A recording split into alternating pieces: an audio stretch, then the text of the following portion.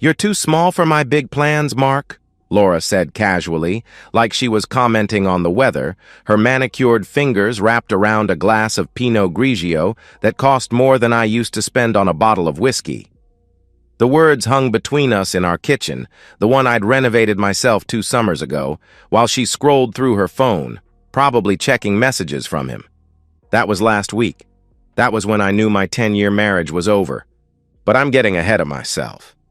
The truth is, the foundation had been cracking for months before those words finally brought the whole structure down.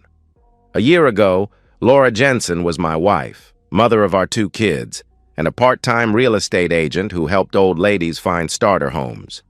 Then she got her big break, landed a listing for some tech executive's mansion, sold it for $2 million over asking, and suddenly she was somebody in the local real estate scene. I was happy for her. Hell, I was proud.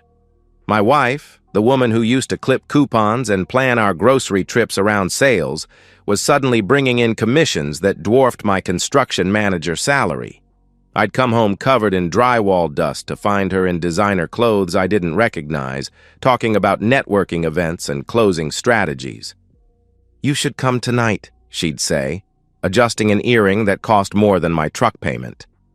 "The Whitmore Group is hosting at the Meridian Club." But when I'd show up in my best khakis and polo shirt, she'd introduce me quickly, then drift away to talk to people who mattered. I'd stand by the bar, watching my wife transform into someone I didn't recognize, laughing too loud at jokes that weren't funny, touching arms, leaning in close to whisper market secrets. The weekend trip started in February.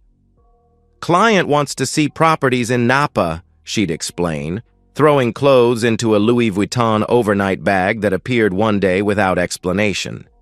"Big commission if I land this one, baby." I'd stay home with Jake and Emma, taking them to soccer practice and birthday parties, while Laura posted Instagram stories from hotel rooftops I'd never seen. The kids stopped asking when Mommy would be home. The credit card statements told their own story. Nobu, the French Laundry, bars with names like Violet Hour and The Alchemist. Always 2 meals, always expensive wine. When I asked about the costs, she'd wave her hand dismissively. "Cost of doing business, Mark," she'd respond.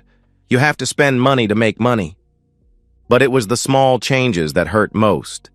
The way she'd angle her body away from me in bed. How she started going to the gym at 5 a.m., coming back with her hair still perfectly styled. The new perfume, something French and complicated that replaced the vanilla body spray she'd worn since college. Last week, Thursday night, she'd left her phone face up on the dinner table while she went to check on Emma's homework. The screen lit up with a preview that changed everything. "Daniel Whitmore. Can't wait for this weekend. Same suite?" My throat went dry. Daniel Whitmore, the developer she'd been working with, the one whose name came up in every conversation about her success. Tall, silver-haired, drove a Porsche that he parked across 2 spaces. "Who's texting you?" I asked when she came back, keeping my voice steady the way I did when dealing with difficult subcontractors. She glanced at the phone, and for just a second, I saw something flicker across her face. Panic, maybe, or annoyance at being questioned. Then the mask slipped back on. "Just Daniel about the Riverside development," she replied, sliding the phone into her pocket. "We're doing a final walkthrough Saturday for the Hong Kong investors." "In the same suite?" I pressed. She looked at me with those green eyes that used to see me as her whole world. Now they were calculating, measuring whether I was a threat to whatever she was building without me. "Conference suite at the Marriott downtown," she answered smoothly, "where we always meet clients." That night, I lay awake next to her, listening to her breathe, and realized I didn't know when she'd become such a good liar. Or maybe I just hadn't wanted to see it. The woman beside me, with her new confidence and designer clothes and weekend trips, wasn't the Laura I'd married in a backyard ceremony 10 years ago. She'd grown into someone with big plans, and apparently, I was too small to be part of them. I started paying attention after that Thursday night. Really paying attention.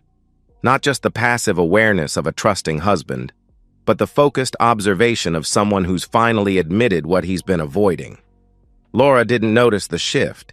She was too busy becoming whoever she thought she needed to be. The investigation started small. I'd note when she said she was going to the office, but her location services showed her at the Meridian Club. I'd screenshot her Instagram stories, grinding at the office. When our credit card was being charged at a downtown wine bar, I became a detective in my own home, and the evidence was everywhere once I started looking. But technology was what really exposed her. Laura had always been careless with passwords, used the same one for everything, our anniversary date. She'd also never bothered to turn off the automatic backup feature on her phone that synced to our shared laptop. Why would she? I barely used the computer except to check baseball scores and pay bills. Tuesday night, Laura was at another networking dinner. The kids were asleep. I sat at our dining room table with the laptop and a beer, telling myself I was just going to check our bank statements. That's what I told myself as I opened the photos folder. That's what I told myself as I clicked on her recent backups. The photos loaded in a grid, newest first, Laura at showings, Laura with clients, Laura and her team. Then I hit April, and my beer went warm in my hand. Hotel room selfies. Laura in lingerie I'd never seen. Daniel Whitmore's silver hair and white teeth in frame after frame. The two of them at restaurants, at bars, in a Tesla I recognized from the company parking lot. But it was the casual intimacy that gutted me.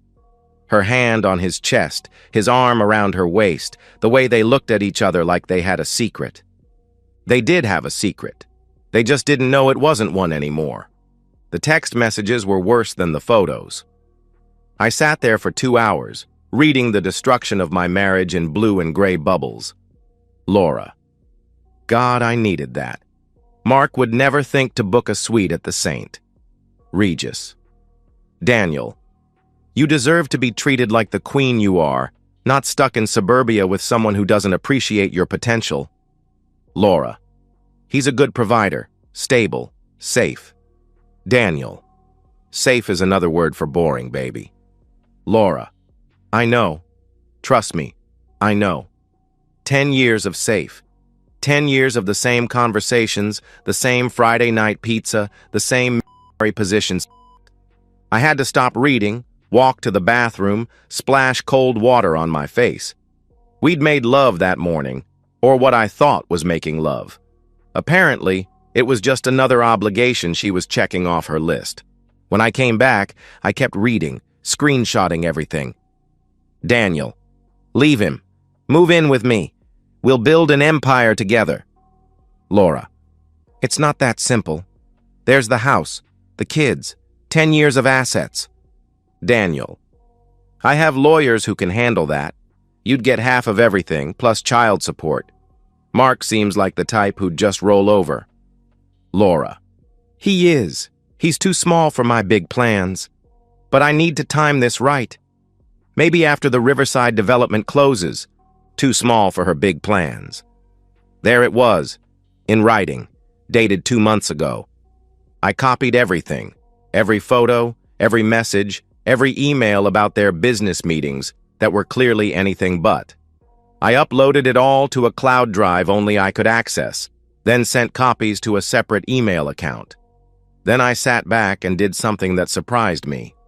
I laughed. Not because anything was funny, but because Laura had made such a fundamental miscalculation.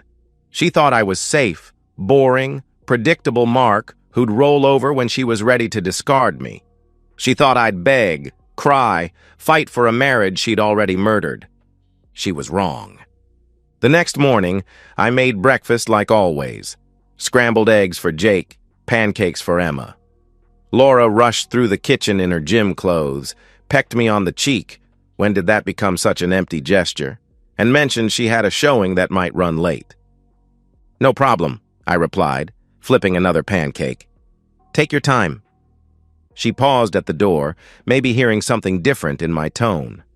But then her phone buzzed, probably Daniel, and she was gone. I dropped the kids at school, then sat in my truck in the parking lot and made a call to Richardson and Associates. the law firm that handled our company's contracts. "I need a divorce attorney," I told the receptionist. "The best you have." "Are you looking to file, or has your spouse already initiated proceedings?" she asked. I looked at my wedding ring, the simple gold band Laura had slipped on my finger when we were young and stupid and in love. "I'm looking to win," I answered. The appointment was set for Thursday. In the meantime, I had more evidence to gather, and Laura was going to help me do it without even knowing. Because while she was right that I'd been too small for her big plans, she'd forgotten something important about being in construction. Before you build something new, you have to know how to tear the old structure down properly. You have to understand the weight-bearing walls, the stress points, the hidden weaknesses. And I'd just found all of hers. Catherine Walsh didn't look like a private investigator. She looked like someone's grandmother, silver-haired and soft-spoken, wearing a cardigan with cats on it. That's probably why she was so good at her job. "I don't need you to prove my wife's having an affair," I told her in her cramped office above a Chinese restaurant. "I have all that evidence already." She adjusted her reading glasses, reviewing the flash drive I'd handed her. "Then what do you need, Mr. Jensen?" she asked. "I need documentation of how this affair is affecting our family," I explained. "Financial records showing her misuse of marital assets, evidence of parental neglect, things that matter in court, not just to my ego." Catherine smiled, and suddenly she didn't look so grandmotherly anymore. "You're thinking strategically." "Good," she replied. "Most men in your position just want to catch them in the act, like that changes anything legally. You want to win, not just wound." "I want my kids," I said. "I want my house. I want her to get exactly what she deserves, no more, no less." "That I can help with," she assured me. While Catherine built her case, I built mine. I became the perfect husband, ironically enough. When Laura forgot to pick up Jake from soccer practice, too busy with Daniel according to her text history, I let the coach call her 3 times before swooping in to save the day. I documented every instance, every forgotten obligation, every broken promise. "Working late again?" I'd ask when she'd stumble in at midnight, reeking of wine and his cologne. "Big client dinner," she'd respond, not even trying to make it convincing anymore. "You know how it is." "I do," I'd reply, and I meant it. I knew exactly how it was. Catherine's first report came 2 weeks later. Daniel Whitmore was quite the character. 3 divorces, 2 bankruptcies cleverly hidden behind shell companies, and a reputation for burning through business partners like cigarettes. He'd been sued twice for breach of contract and once for sexual harassment, though that had been settled quietly. "He's using your wife," Catherine said bluntly. "She's brought him 3 major listings through her connections. Once she's exhausted her network, he'll move on. It's his pattern." "How long?" I asked. "Based on his history? 6 months from the start of the affair. You're already at month 3, she replied. I felt something cold settle in my chest. Not jealousy. That had burned out weeks ago. This was satisfaction. Laura thought she was trading up, but she was really just another mark in Daniel's long con. The financial documentation was even more damning. Laura had been funneling money from our joint accounts into a separate one she thought I didn't know about. She'd been padding her expense reports, charging personal dinners as business meetings. Catherine had receipts, bank records, even surveillance footage of Laura and Daniel at an ATM laughing as they withdrew cash from our account for a Vegas weekend. But the parental neglect was what would matter most in court. Laura had missed 12 school events in 2 months. She'd forgotten Emma's birthday party planning meeting. She'd been late to parent-teacher conferences because she was at a hotel bar with Daniel. Catherine had the receipts and security footage. I kept playing my part. Supportive husband. Devoted father. The stable, boring, safe mark that Laura took for granted. When she finally asked for the divorce, I was ready. It was a Wednesday evening, 2 weeks after I'd discovered the affair. The kids were at my mother's. Laura had made dinner, first time in months. and I knew what was coming. "Mark, we need to talk," she began. I put down my fork, met her eyes. She'd practiced this speech. I could tell by how her hands weren't shaking. "We've grown apart," she continued. "We want different things now. I think we should consider a separation." 10 years of marriage reduced to corporate speak. We'd grown apart, like it was mutual, like I'd had any say in her transformation. "You're right," I said. She blinked, thrown off her script. What?" she stammered. "You're right. We should divorce," I confirmed. Laura's face cycled through emotions, surprise, suspicion, then relief. She'd expected tears, anger, begging. Instead, I was giving her exactly what she wanted, which made her nervous. "We can do this amicably," she said quickly. 50-50 split, shared custody, no need for ugly court battles. "Of course," I agreed. "Whatever you think is fair." She actually smiled then, reached across the table to squeeze my hand. "I knew you'd understand," she said. "You've always been so reasonable." Reasonable, safe, boring, small. "When are you thinking of filing?" I asked, cutting another piece of chicken. "Maybe next month?" "I need to get some things in order first," she replied. She meant she needed to hide more assets, probably move more money around. Catherine was already tracking all of it. "No rush," I said. "Take your time." Laura left that night to stay with her sister, but really went to Daniel's condo. Catherine had already confirmed he'd given her a key. She kissed my cheek on the way out, promised we'd always be friends, that she'd always care about me. As her car pulled away, I called my attorney. "File tomorrow," I instructed. "Everything we discussed." "Are you sure?" "Once we file, there's no going back," he warned. I thought about Laura in that hotel room, laughing about our marriage. I thought about her calling me small, safe, boring. I thought about Daniel Whitmore, who was about to discover that Laura came with more baggage than he'd bargained for. "File it," I said, "and make sure she's served at her office." The spider had finished spinning his web. Now it was time to wait for the fly to realize she was already caught. Monday morning came bright and clear, one of those perfect spring days that make you think everything's going to be all right. Laura left early for the office, humming to herself, probably thinking about her new life with Daniel. She kissed the kids goodbye, told them to be good for Daddy, and drove off in the BMW she'd leased without discussing it with me. The process server arrived at Whitmore Realty at 11:47 a.m.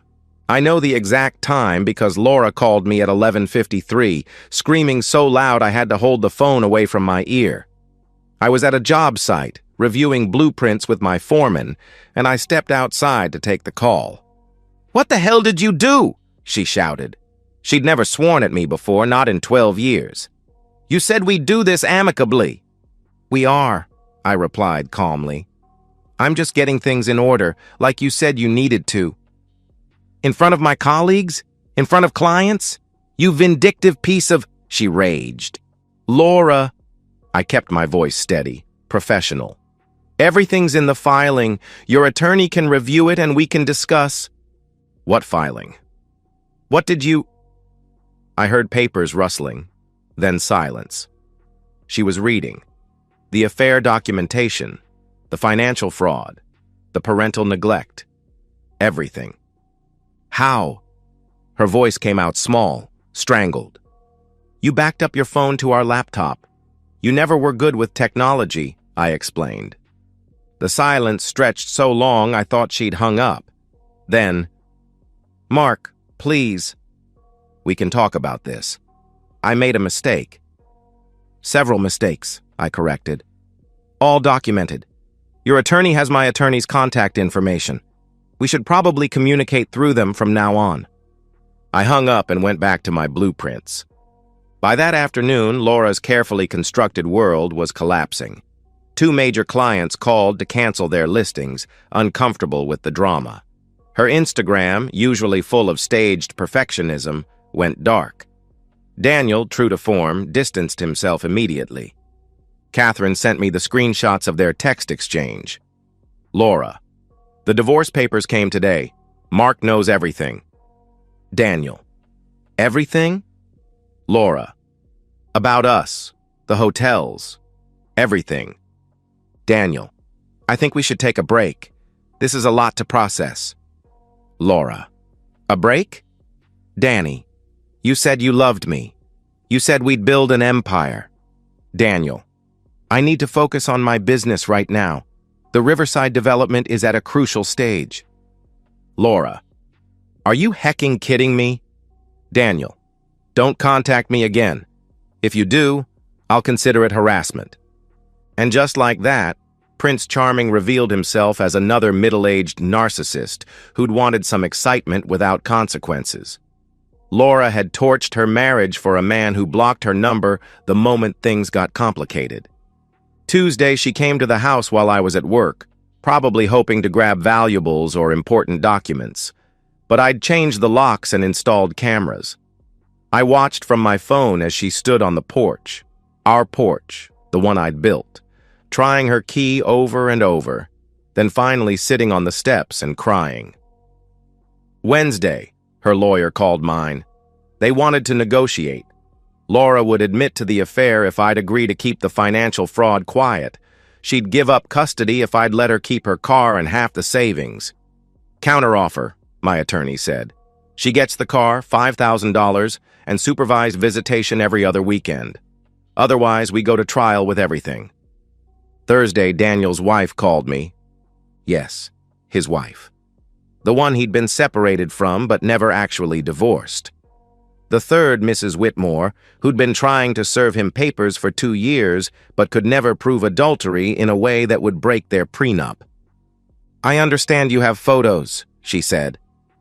I might, I replied. I'll pay you for them, she offered. I don't want your money, I answered. But if you need them for your case, I'll send them for free. She actually laughed. You're destroying him for free? She asked. I'm not destroying anyone, I said. I'm just letting people face the consequences of their choices. Friday, Laura tried one more time. She showed up at Jake's soccer practice, looking like she'd aged 5 years in 5 days. Designer clothes replaced with jeans and a sweatshirt. Her BMW still in the parking lot, but looking somehow diminished, perfectly styled hair pulled back in a messy bun. Can we talk? She asked. I kept my eyes on Jake, who was practicing penalty kicks. Our lawyers are talking. Mark, please, I messed up. I know that. But 10 years? Doesn't that mean anything? She pleaded. It meant everything to me, I replied. But apparently, I was too small for your big plans. She flinched. I was drunk when I wrote that. I didn't mean... You meant it, and you were right. I am small. I have small dreams, a nice house, happy kids, a wife who loves me, Friday night pizza and mission and all of it. That's all I ever wanted, I said. I wanted more, she admitted. And how'd that work out? I asked. She started crying then, ugly sobs that drew looks from other parents. But I didn't comfort her. I couldn't. The woman crying next to me wasn't my wife. My wife had died somewhere between the first hotel room and the last text message. The final meeting was in my attorney's conference room. Laura looked defeated, her lawyer looked tired, and Daniel Whitmore was nowhere to be found, already moved on to his next conquest, according to Catherine. The terms were brutal, but fair. I kept the house, primary custody, and most of our savings. Laura got her car, her personal belongings, and enough money to start over. The business she'd built with Whitmore was already crumbling. Turned out a lot of those clients were more his than hers, and they followed him when he cut her loose. Is there anything else you'd like to say? The mediator asked. Laura looked at me across the table, and for a moment, I saw the woman I'd married. Young, ambitious, full of dreams. But that woman had evolved into someone else, someone who'd mistaken wanting more for deserving more. I'm sorry, she whispered. I know, I said. And I was sorry too. Sorry that she'd destroyed our family for an illusion. Sorry that she'd traded something real for something shiny. Sorry that she'd learned too late that some things, once broken, can't be fixed. The papers were signed at 3:47 p.m. on a Friday afternoon. Laura's hands shook as she wrote her name. Mine were steady. As we left the building, she turned to me one last time.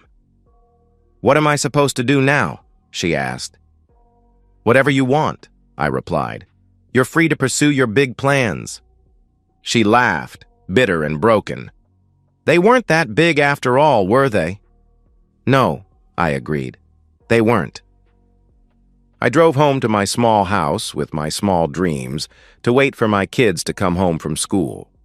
Laura drove away in her BMW, heading toward a one-bedroom apartment on the wrong side of town, where she'd have plenty of time to think about the empire she'd tried to build on someone else's foundation.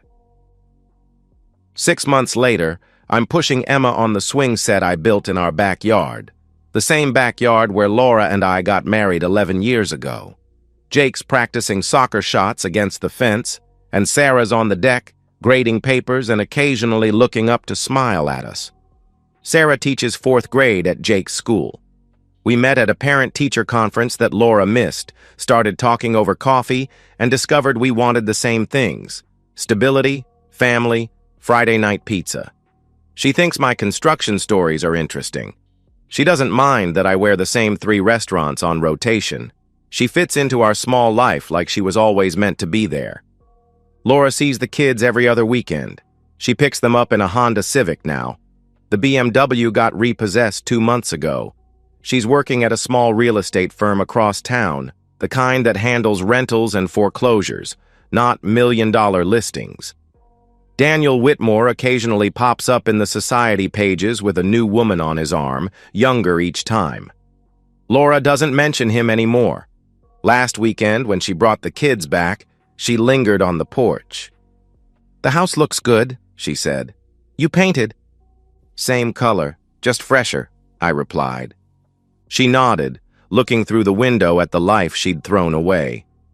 Sarah was inside, helping Emma with a school project, and something flickered across Laura's face. Not jealousy exactly, but recognition maybe. "She seems nice," Laura commented. "She is," I agreed. "Does she make you happy?" she asked. "She doesn't make me feel small," I answered. Laura winced, then tried to smile. "I really am sorry, Mark, for all of it." "I know," I said. "Do you think—" She started, then stopped. "Never mind." "What?" I pressed. "Do you think I was always this person? Or did I become her?" she asked. It was the first real question she'd asked in years, the first time she'd shown genuine self-reflection. "I think you were always ambitious," I said carefully. "But somewhere along the way, you confused ambition with entitlement. You started thinking you deserved more instead of working for more." She nodded, tears forming. "I had everything, didn't I? And I threw it away for nothing." "Not nothing. You got your big life, even if it wasn't what you expected," I replied. "It's pretty small," she laughed bitterly. "Most lives are," I said.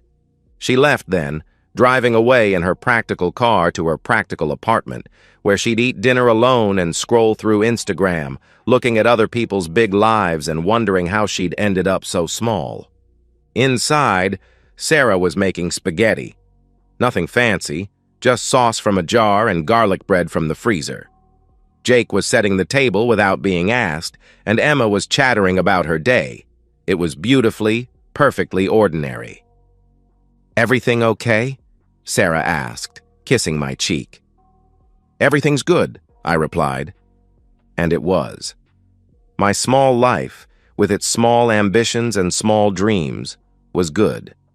Laura had been right that I'd never be the guy with the Porsche and the penthouse and the expensive watches. But she'd been wrong about that being a failure. Some of us are builders, content to create something solid and lasting. Others are climbers, always reaching for the next rung, never satisfied with the view from where they are. Laura was a climber who'd forgotten that when you're climbing alone, there's no one to catch you when you fall. That night, after the kids were asleep and Sarah was reading in bed, I stood in my workshop, looking at the jewelry box I'd been making for Emma's birthday. It was simple, oak with brass hinges. Nothing that would impress anyone who didn't understand craftsmanship. But it would last. In 50 years, Emma could give it to her daughter, and it would still be solid, still be beautiful in its simplicity. That's what Laura never understood. The things that last are rarely the things that shine brightest. They're the quiet things, the steady things, the things that seem too small to matter until they're gone. She said I was too small for her big plans. Turns out her big plans were too small for the consequences. I turned off the workshop light and went inside to my small, perfect life, leaving Laura's ambitions where they belonged, in the ashes of what we used to be. And so, we've reached the end of today's story. Was it what you expected, or did it take a twist you didn't see coming? I'm curious to hear your thoughts. Share them in the comments below, and let's get a conversation going. If this story kept you hooked, make sure to hit that like button. And if you're new here or just haven't subscribed yet, now's the perfect time to join our community. I bring you fresh, captivating stories every day, so click that subscribe button and turn on notifications so you never miss out. Thanks for watching, and I'll see you in the next one.